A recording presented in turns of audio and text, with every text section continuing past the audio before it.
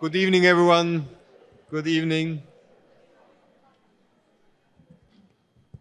Thank you so much for coming. It's great to see the theater full of people, and thank you also while we were waiting for the rain. It's also, of course, also a challenge to come during the rain, but it's great to have you here. My name is Max Hollein.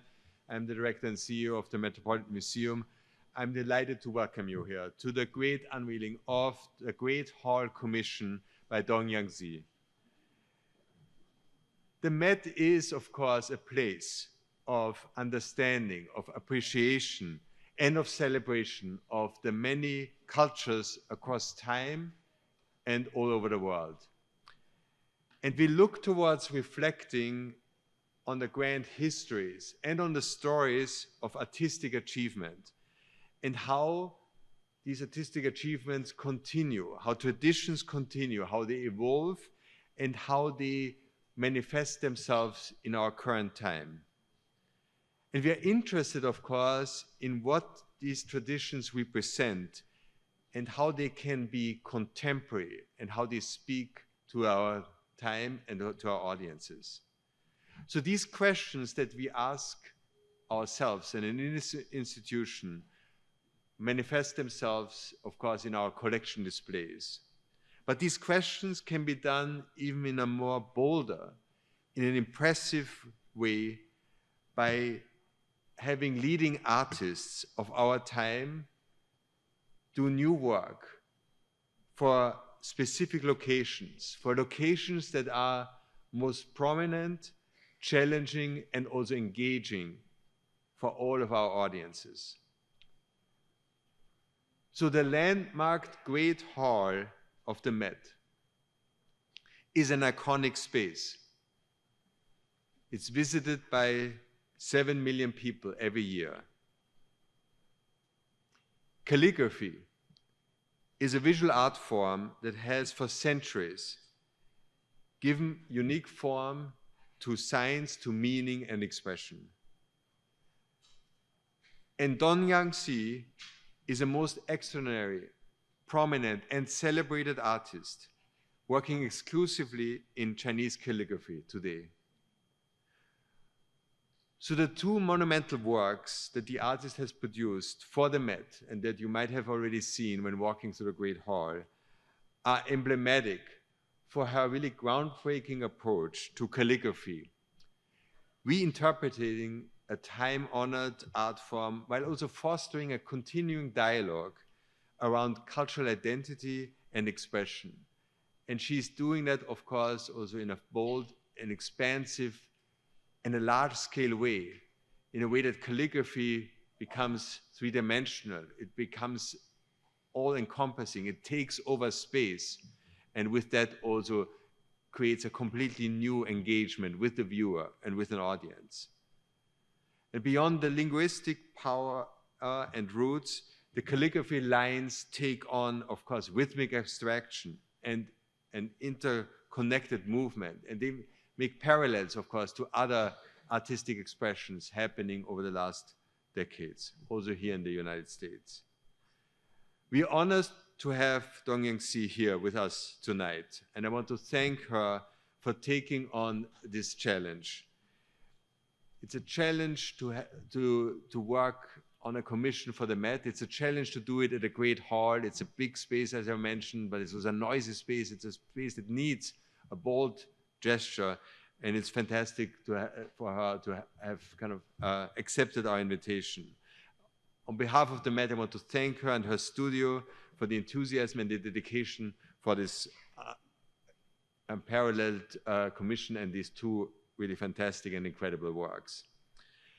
I want to also extend my thanks and congratulations to Leslie Ma, the Ming Chu Shu and Denlei Su, curator of modern contemporary art, who worked closely with the artist to realize this project. I also want to thank David Breslin, the Leonard A. Lauder, curator in charge of the modern contemporary art department, for his leadership, and for the entire, and also thank the entire team on the Met that made this commission possible.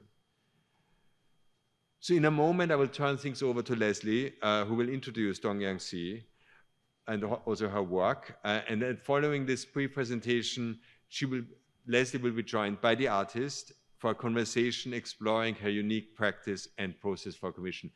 I have to say that this is a very special treat. Tong Yang-Tze actually doesn't like these kind of things. She actually doesn't like to speak in front of a big audience. So when we always told her it's going to be just a very small sprinkling of people, we didn't tell her that it's 700 people in the Great Sweeney Rogers at the Met. So we deeply appreciate this gesture of respect and also the gesture of making this exception here for the Met and for our audience and for you here. I also want to thank, of course, our sponsors who made this presentation and this commission possible. I'd like to thank the members of the Directors Fund for supporting this important commission. I want to thank Mr. T.H. Tung. I want to thank Oscar Tang and H.M. Agnes Xu Tang. And I want to thank Jenny Ye and the Winsing Arts Foundation. Thank you for making this great work possible.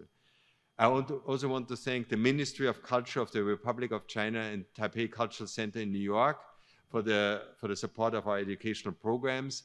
And I want to thank you all for coming here tonight. And now I turn it over to Leslie for the rest of the program. Thank you.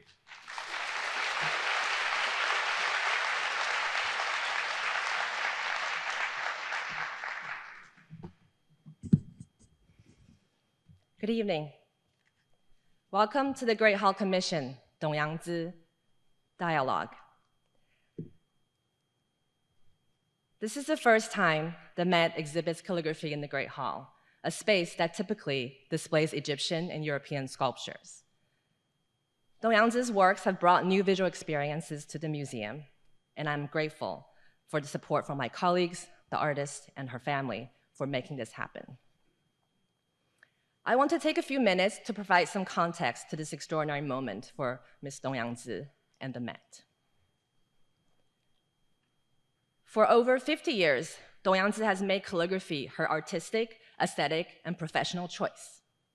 Her individual style has been greatly influenced by classical Chinese calligraphy, but also enriched by her training in oil painting in Taiwan and the United States in the 1960s. She believes in the potential of calligraphy as a standalone art form, not merely as a companion to ink painting or an element of graphic design. Her practice fiercely defends the form and content of the Chinese script as she responds to, but also reinterprets, the tradition of the art of writing. She began her radical path of calligraphy in the 1970s while living in New York. By adopting square formats prevalent in Western modern art, but not in the Chinese tradition, she began to play with the possibilities of composition. Using a mix of regular, running, and cursive scripts, and altering the size of the characters and the density of the ink, she activates the picture through her brushstrokes. But as she manipulates the contours of the individual characters and incorporates painterly strategies, she honors the writing orientation from top to bottom, right to left, and never deconstructs the Chinese script. These rules and conventions are not restrictive, but generative for her. In other words, she subverts calligraphy by remaining true to tradition. After returning to Taiwan in the 1980s, she became a singular voice in calligraphy as the attention of the art world shifted to video, installation, and performance art. In an industrializing society, her commitment to writing excerpts from classical texts, often with reminders of self-discipline or guidance for navigating uncertainty, were driven by a desire to create dialogue with the viewers. For her, the practice of calligraphy is not just for self-cultivation, but has a social responsibility. In this sense, she carries the legacy of artists and intellectuals throughout history who shed light on the human condition through their art. In her worldview, connecting with the past is the way forward. Her mission to broaden the appeal of calligraphy has also prompted her to collaborate with artists working in architecture, dance, fashion, literature, and music. Her calligraphy, known for its bold, forceful style, has been used on the cover of literary classics, in contemporary dance productions, train station signage, and passport immigration stamps, which made her calligraphy part of the cultural consciousness and everyday life of the Chinese-speaking world. From the 1990s onwards, her work has commanded similar or even bigger spaces than European and American abstract painting. She sees herself in competition with these artists, as she believes that her lines are more powerful and purposeful in terms of structure and history. By magnifying the movement and tension of the lines, she creates a physical relationship between the body and the ink for herself and her audience. Her work offers new ways to think about how characters, language, and text interact with space and architecture. Her 2006 masterpiece, Immortal at the River, a 54-meter-long work, literally walks her viewers through a well-known epic poem from the Ming Dynasty. The work left deep impressions for the visitors in Taipei, Suzhou, Ithaca, New York, as they walk along the work installed on circular or serpentine walls, and reciting the poem as they move through the space. More recently, in 2021, I had the privilege of working with Tong Yang-Tze on her first commission of a museum for the opening of M+, a new museum in Hong Kong. There, her work symbolizes the centrality of the Chinese script in Asian visual culture and art history at the entrance hall. Calligraphy, as a contemporary discipline, is not often discussed or displayed in major art museums, even though a large percentage of the world's population practices the art of writing with ink on paper, and that calligraphy-inspired works can be found across modern contemporary art. Tong Yang-Tze's works in the Great Hall thus mark a rare occasion and opportunity for us to think about how her calligraphy can prompt dialogues with mid-century American abstract paintings in the museum's modern and contemporary galleries, as well as with the historical calligraphy collections in the galleries displaying Chinese, Japanese, and Islamic art, emphasizing the art of writing as an enduring and living art form and a catalyst for painterly and conceptual explorations in modern and contemporary art. Loyal to the integrity of the characters and material, Tong Yang-Tze's work shows us that calligraphy is not only a heritage, but also an art form with the capacity to express personal politics, complex emotions, and modernist beliefs. It is a contemporary practice with a future. Tong Yang-Tze has made her mission to reach a younger audience with her calligraphy. I can say that she has succeeded with at least one case. I first learned about her work when I was 10 years old. And thanks to her, I have always considered calligraphy timeless as well as contemporary. It is a true honor to bring her to the Met. I now invite Tong Yang-Tze 老师 and her interpreter, Vincent Chang, to join me on stage for a conversation. Thank you.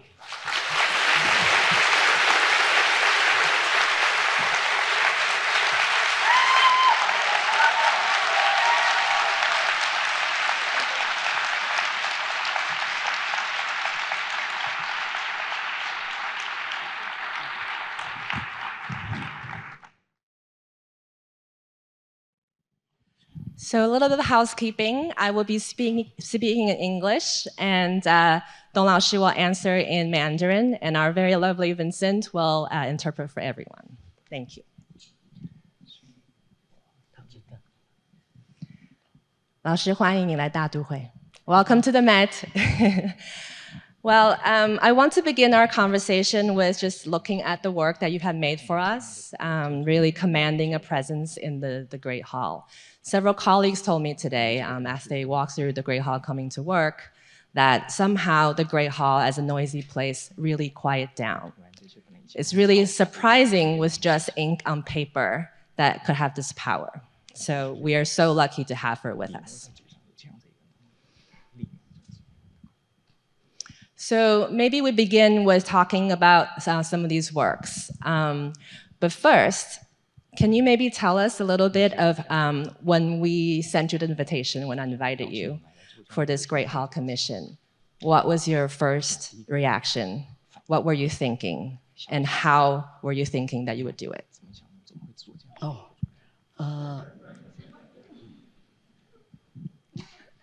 是让我很惊喜，这从来没想过，I was very surprised. It's beyond my wildest dream. 我不知道，当然，既然邀请我，我就接受。So since I have the invitation, I gladly accepted. How do you think about the architecture and the space of the museum? I know that you've been here before, and how does that factor into your thinking for the work for the Met? 我在我年轻的时候，我常来这里，所以整个空间我蛮熟悉的。所以当他给我提出来，我马上就有印象，因为我空间的观念很清楚。So when I was younger, I actually came here quite often. So I'm very familiar with the space. So when Leslie invited me for this particular commission, that sort of this image and the memories of the space just come rushing back to me. So we spent a long time planning this exhibition. Our invitation to her was in July 2023. It took her until June this year to really finish. Don't see it as very simple, 2 works in black and white, and that takes only 2 weeks. It takes a long time. But I want to maybe talk about how did you choose these 2 phrases, and what do they mean for you? But I will begin a little bit to show everyone. The work that we're looking at right now is on the southern walls of the Great Hall. It has 8 characters. It says, "Stones from other mountains can refine our jade." We have a label there for you to really see what it means. But originally, this meant to mean that foreign talents will be helpful for our own country. But in today's parlance, it's more or less known as something like accepting differences, accepting criticism can help you improve. So why did you choose this phrase for the Met? 我想一开始，在我脑里的确有很多好的句子可以写，后来这个思考经过很久，当然慢慢把有些淘汰。我记得，还有几个月以后，我就跟你决定了2个句子。那么那2个句子，就是陈云气玉飞龙跟近来之则安之。那时候写好了，也可以盖章了。可是我不知道为什么，一刹那一个晚上睡不着觉，我赶起来我就给你打电话，我要改了，要改了。我觉得好像不太妥当，所以我就选了这2个句。So in the beginning, actually, there were quite a few good phrases and texts that I would like to utilize for these 2 particular works for this particular space. So it actually took quite a long time for me to think it through in terms of what I want for this particular commission. And as a result, many of the wonderful phrases and texts that have been sort of didn't make a cut. And it took me a few months to really settle on 2 phrases, and I actually finished it and sort of put out my seal of approval to it as well. And one of the phrases is called "Riding the Clouds" and "Driving along with the Flying Dragons." And the other one is "Having arrived, be at ease." So these sentences that I thought that was very meaningful to me, but at the same time, after I finished it, somehow I couldn't sleep at night and thought about this, rethinking about this again. And then I woke up from a sleepless night and I called Leslie right away and said that I'm going to change this. I'm going to do this over again. And that's how I ended up with the final 2 pieces that currently hang on the walls of the Met today. So the second phrase here you see, go where it is right, stop when one must, was the other one that landed the selection. Throughout this process, we went through about 9 phrases, all classical text excerpts. We thought about what those phrases mean to her, what would it mean for the museum context, for the museum goers, for 2024, but also there's other considerations that goes into it. So maybe can you describe a little bit of when you choose these phrases, not only because of what they mean, what other factors help you consider them? 当然，前面那2个句子也很好，可是我想起来，就这个听很宏伟，给我感觉轻了一点，感觉太轻了，所以我想呢，换这2个句子，尤其是他山之石可以过誉。我说实在，我年轻的时候来，就是学到好多，所以这句话就是是 Met 这个博物馆，它给我们的一个最大的一个功能，是不是？所以我觉得这个句子是占了Met 的位置在讲这个博物馆是何其的雄伟，而且里头的内容又何其的丰富，所以值得我们常常来学习，就这样来。So the 2 phrases that didn't make the cut, they were great, but I do think that they don't somehow match the grandeur of the Great Hall here at the Met. And that's the reason why I thought that the final 2 phrases are more of the reflections of not only the collections that we have here, so rich and so nurturing for all the visitors, including myself when I was younger. And so the phrases that the stones from other mountains can refine our jade very much reflect where this particular institution is and also what it means and what its missions. And I do think that it's a perfect reflections of the richness of the content and collections of the Met. So the second phrase, go where it is right, stop when one must, is originally a phrase from the Northern Song Dynasty poet and scholar Su Shi, when he was asked about how he wrote his essays. And so what he said was, I would go where I could go, and I would stop when I must stop. Today, this phrase is more used as thinking about one's moral restraint, thinking about your abilities, thinking about what you cannot do on the moral level, but also on the capacity level. So why did you choose this phrase for us at the Met?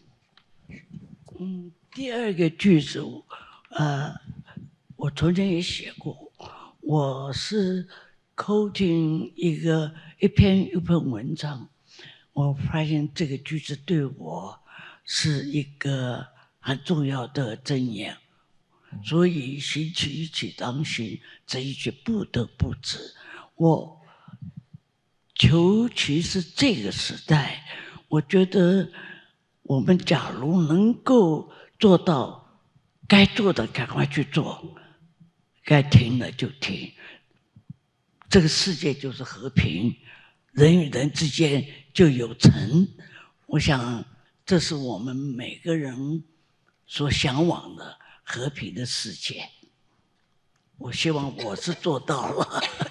那么当然，我想这个 Met 这个博物馆也是希望有这样的一个立场，因为它收集了全世界最美的东西在周遭。这样。So I actually thought about this last night to be exact.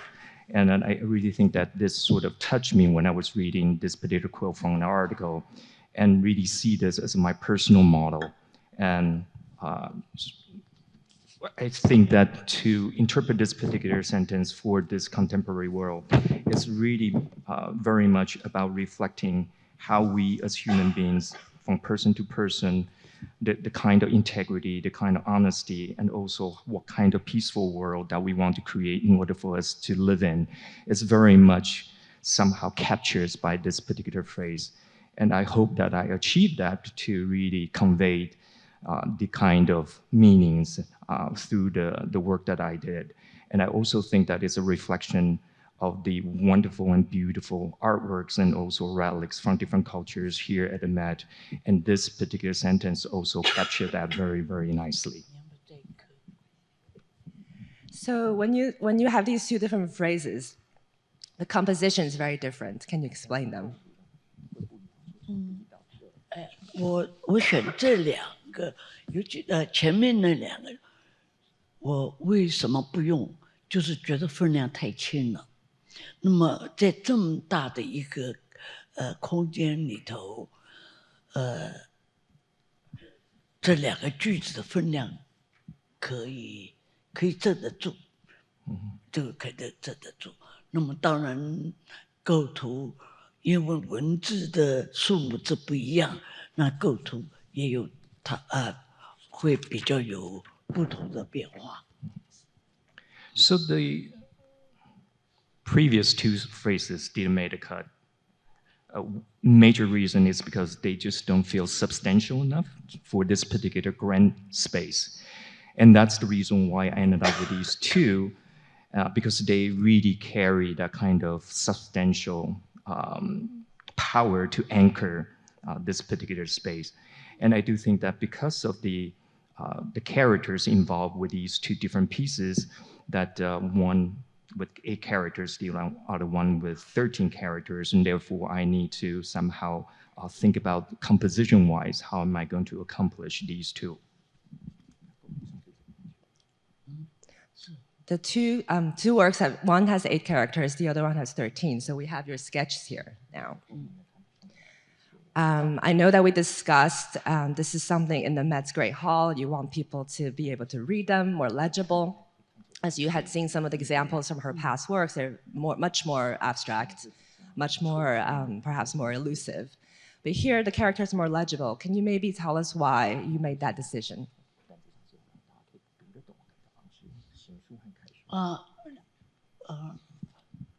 说实在，我这2张，有意的，我是有意的，把它写的比较像 regular，就是我们的文字，容易读的。为什么我不写那个 running 行草？因为行草是容易更抽象，可是我觉得，既然我第一次来纽约，对话是我第一个印象。我想，你们对我们的文字艺术不太熟悉。假如再写那个行草的话，更难沟通。那么这样的一个书写呢，你读得通，就知道我在说什么。当然，首先这个对话是对我自己在说。我认为我一生这2个句子陪伴了我走过来。那么，我也希望你们读了这2个句子，我跟你有一个互动，大家了解我的心情，我们可以沟通，做朋友。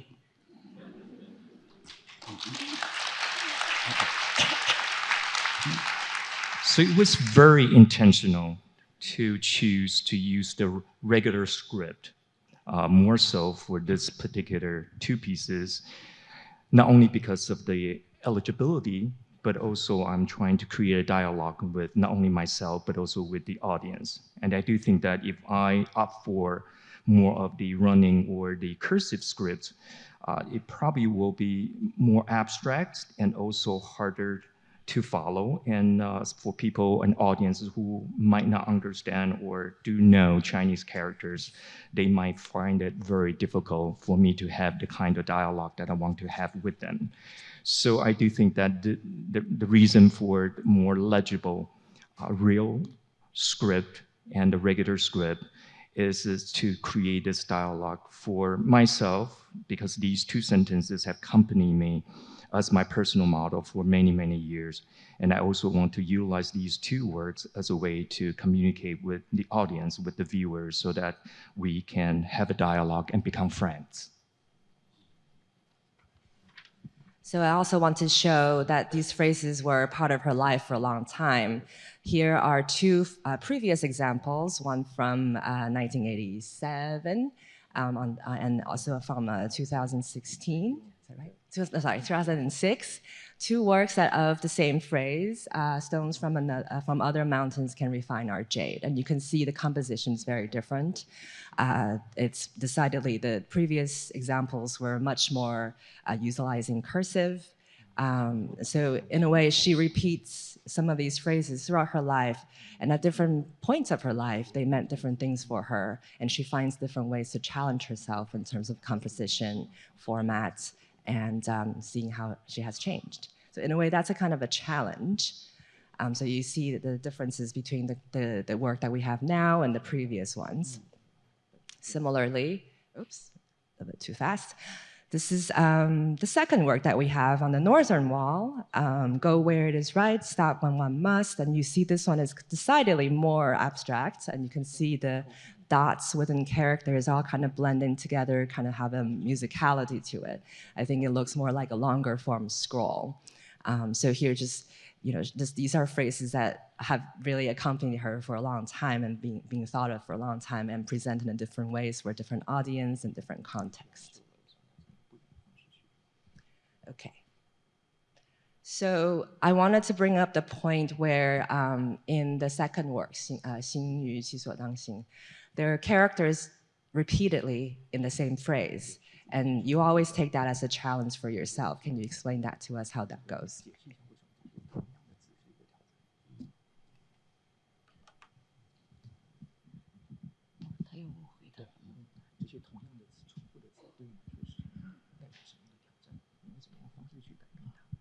哦，我想一个句子，一个句子，我在不同的时空之下写，当然，首先是跟空间有关系，第二个是跟我的心情有关系，所以我知道我们的文字艺术非常丰富。非常有各种的写法跟它的姿态。那么，同样的句子在不同的结构，对于我做创作的人来讲，不同的空间就是不同的反应。所以我只是很忠实的把同一个句子。可是它有不同的姿态，在不同的时空里头呈现出来。But there are also the repeated words within the phrase, but you treat them differently. Like when you look at the first character, Xing, it repeats again in the third row on the top, and they look decidedly very different. And within this phrase, in fact, there's 13 characters, 5 of them are repeats. So totally, there are actually only 8. But you can see them being expressed in very different ways in the same composition. 哦，这个，我大概我都得了解，我了解。所以对我 So in terms of doing the same exact phrases many times in different times and space, to me is a true reflection of the site specifics and also time specific works to reflect not only the time and space, but also my emotional state at the time. With the richness of Chinese calligraphy, there are so many different scripts that you can draw from and different gestures that you can express yourself and different structures that you can compose your works. So I do think that it is very meaningful to draw from that richness and then to reflect the different times and space for every single work that I do. 对不起，这就是我们文字艺术的奥妙。同一个字，你想至少有5种写法，从古到今有篆书、有隶书、有楷书、有行书、有草书。可是同一个 artist， 他一个字就有各种不同的表现手法。那么我在于行于其所当行有5个字是相同的，我当然要避免重复，尤其在结构上面，所以我需要做草稿。那在写的时候，很可能随时又改变了。这个就是我认为我们文字艺术的丰富跟艺术性，跟西方艺术非常不一样的地方。So in terms of how amazing and rich the art of using characters and using words as a form to express oneself, for Chinese calligraphy, there are at least 5 different scripts that you can draw from the past all the way to contemporary. They are the seal script, they are the clerical script, the regular script, the running script, and the cursive script. And for these at least 5 different scripts, you also have different artists, and each one has its own styles. And that create unlimited combination to think about how you can then compose your own work. And that is also why it is so important for me to, even dealing with the same characters in the sentence, I would choose a different way to express these characters, whether or not it's from compositional standpoint or from structural standpoint. I always want to somehow draw from the richness of the tradition. And of course, in order for me to accomplish that, I need to have a reference sketch in the beginning, but even with the reference sketch to somehow draw from the richness and the diversity of the tradition, I sometimes might change the way that I write in the middle of writing those characters. So I do think that the kind of artistry, the kind of richness within the Chinese calligraphy might be very, very different from the Western traditions. And that's the reason why I tend to not repeat the same way to treat the same character. So here are several examples of her previous works where there's repeated characters in the same phrase or different in different panels, but each one of them, in this particular case, the same character wu, which means no or nil, appear 10 times, and each one is different. Similarly, for the National Concert Hall in Taipei, it's another phrase with repeated characters that look very different each time. Excuse my voice. Okay, so maybe we talk a little bit about how she makes these works. Dong Laoshi alluded to the sketches that she made. On the top left are 4 different phrases at the very beginning of our conversation about this commission in July 2023. These are the 4 works and 4 compositions that she came up with within 1 week. I basically invited her on July 9th and July 19th. She had 4 works planned in her head.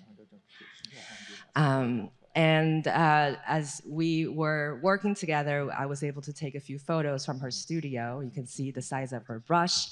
They're custom made, ordered, and the variety of brushes that she uses. However, she always wants to emphasize that she uses only 1 brush. Can you maybe share a little bit of your process with how do you use 1 brush to write so many different kind of characters within a composition? 嗯，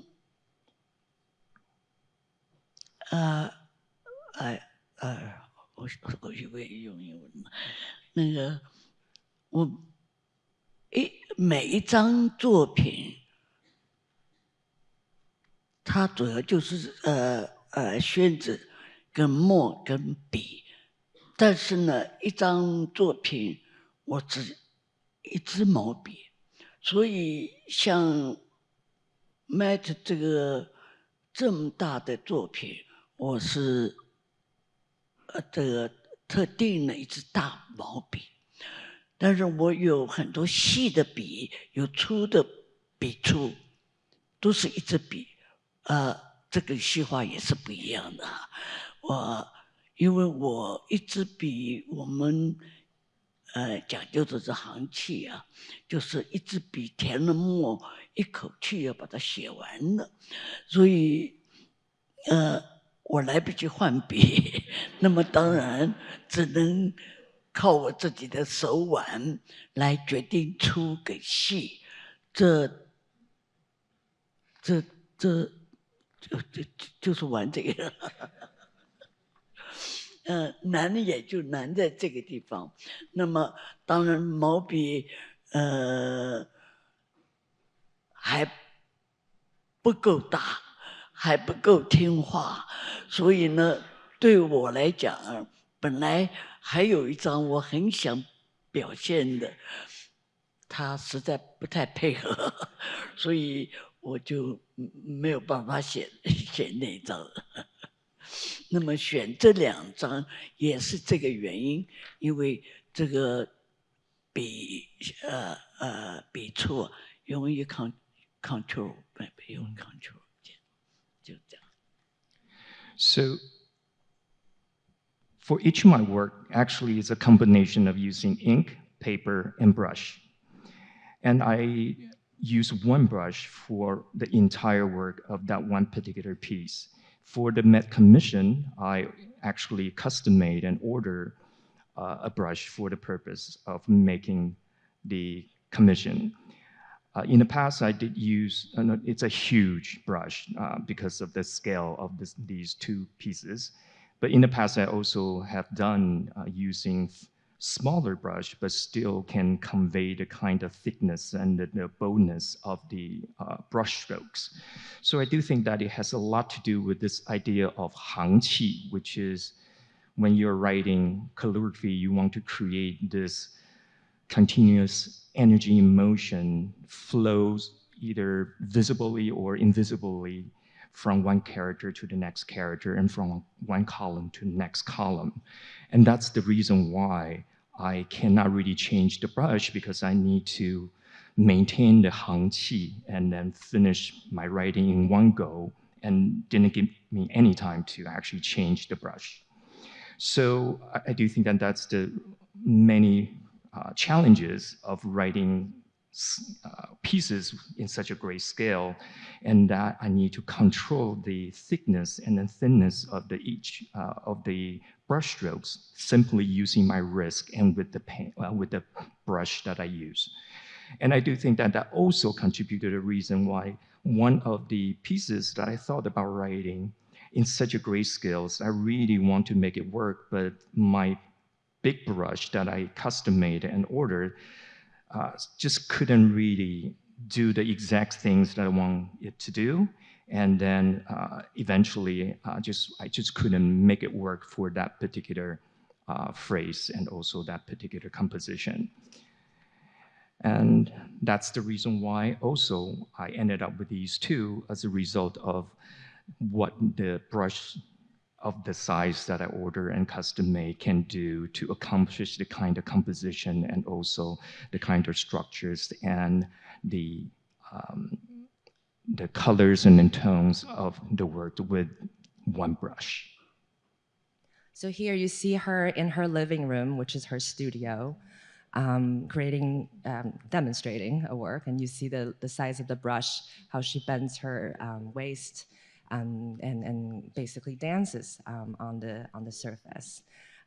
Everything she does, it happens in her home. And as she explained, every time she writes something, it has to be finished within a day. No going back, no retouching, no adding more strokes. And so here are 3 examples of the candidates that we had for this commission. What she was explaining earlier, that her brush wasn't listening to her, was the top right, where you see only 5 characters, and one of the strokes actually you see in the middle left, that one stroke is literally almost 4 meters long, that you have to continue with one breath and continue on. So I know they all look really great, but it did not satisfy her so much. But here are other possibilities that we would have had in the Great Hall, and all of them had that commanding scale, presence, meaning, but also the variations in the density of the ink, the characters, the character of the characters, and the way the strokes land. And so her studio is quite small, right? Your studio is very small, which is your living room. Well, it's actually not that small, but not big enough for a Met commission. Every time she writes, it's a big production. Can you tell us a little bit about how that works?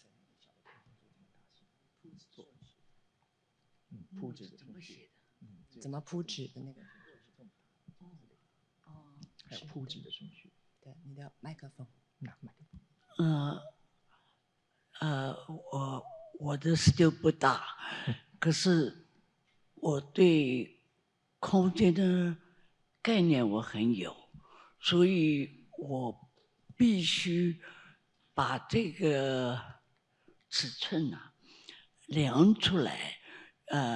数学还不错，把它量出来，然后就把它分成8条，那么每一条是2张3尺6尺的，要先把它拼起来，用浆糊粘起来，要把它卷起来，让它晾干。所以这个先前的工作是蛮繁复的，做完了以后，要准备开始写了。我前一个晚上才只能铺5条，那么我的 sketch 大概就知道我只能写4条。到了3、4个钟头以后，就是中午以后，等它干了，我前面的4条把它卷起来，移开，第5条又变成第1条，然后再是5条，那么我再把第2步把它写成，所以这样一天的来回就这么做。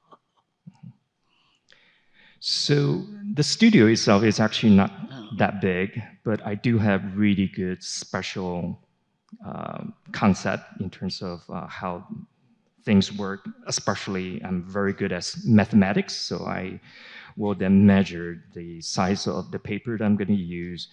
And for these 2 particular works, I used the 2 pieces of paper, and that will be each one will be 90 centimeters by 180 centimeters. And I will connect the 2 together, making it into 90 centimeters times 360 centimeters, and then create 8 different scripts. So that will be 16 pieces of paper, creating 8 different scripts.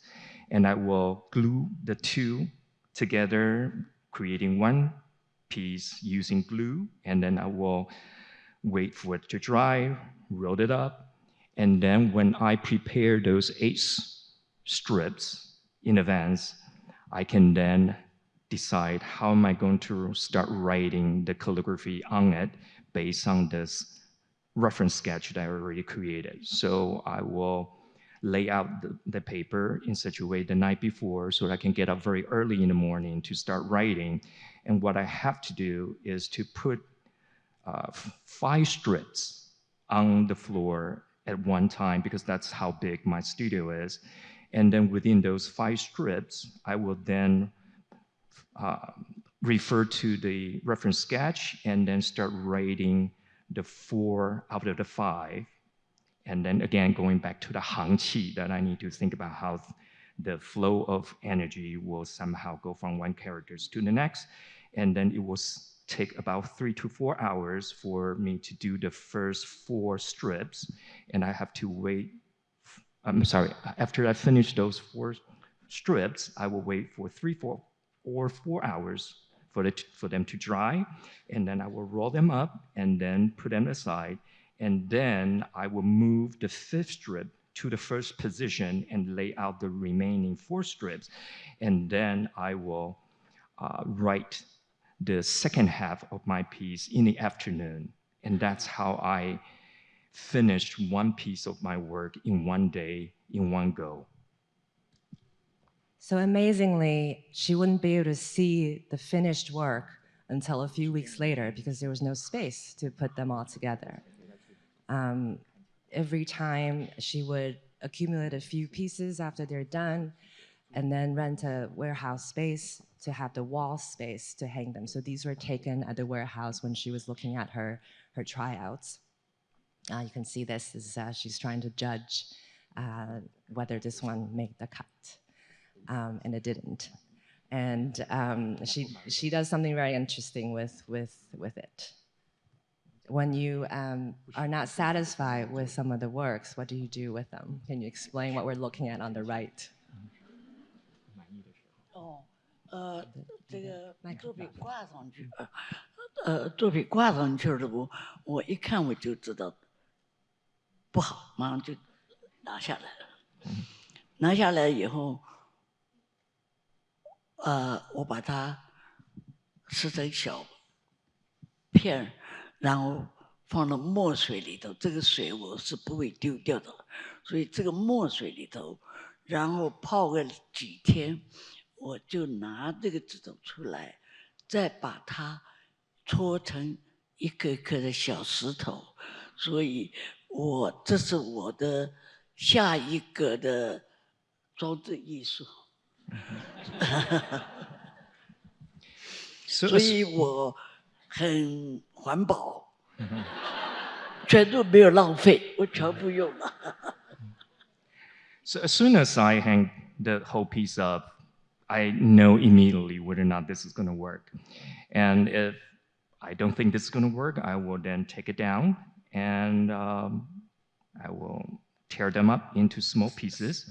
And then I will soak them in the what I call recycled or reused and leftover ink. And then I will, almost like making dumplings, that I will roll them into this paper mache boulders, and with that, I think that will be ready for my next installations of another piece of artwork, because I do recycle everything and I'm not wasting anything. There's one time that after we had a viewing of these works in Taipei, we had made some selections. And after I came back to New York, I had some other thoughts, thinking that maybe number 3 is better than number 4. So I called her and she said, oh, too late. I already rolled them up into dumplings.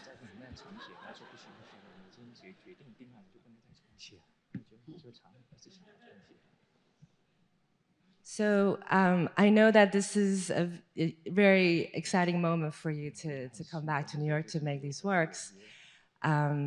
Yesterday, you came to the museum, and I realized, and you realized, this was your first time in many, many years. Can you maybe tell us how you were feeling? Do you like the works in this space? Is it what you imagined? And just share a bit with us, please.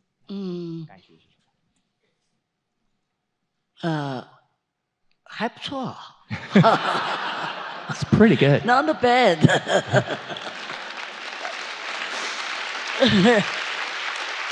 可是，有点不过瘾。我觉得，所以我为什么跟你再打电话？因为我又有新的想法，又可以做新的东西，所以我说我能不能再做一点？讲有强的。And I think that I can actually make it even more thrilling for me as an experience. And that's the reason why I keep calling back to say that I now have new ideas. Can I do this again? Can I rewrite them? So even for the year, almost a year that we made making this commission, like I said, we had 9 phrases, landed on 2. She wrote more than 40 drafts, each time accumulating a few drafts, and then wait a couple of weeks to go to the warehouse. So you can imagine how much time that took, and also the anxiety one would have, because she wouldn't, be able to make a decision. And it was true after we told her that I think we landed on really, really great choices. 2 days later, she said, I don't think so. Maybe we can I have more time? Can I make another one? I think it's too serious. But I thought it was actually quite interesting what you said, that you felt the works are quite serious. But when you got here yesterday, you thought they're actually fine. Maybe can you tell us a bit of how you came up with this conclusion? 你们满意我就高兴了。So as long as you're satisfied, I'm very, very happy.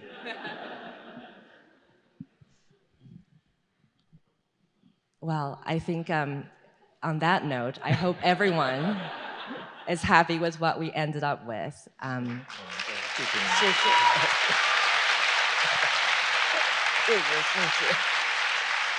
It's a true honor to have her here with us.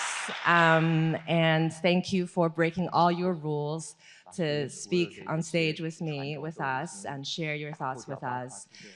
For allowing us to go to your studio and make documentation, video, and photo. Watch our space. We have this on our digital channel very soon, to really unveil what that process is like. The idea of painting and calligraphy as one. I think that's really remarkable. And so without further ado, I hope you all have a good evening. We will join the artists to go to the Great Hall and really enjoy the works in the evening. Thank you very much. 谢谢老师。谢谢董老师。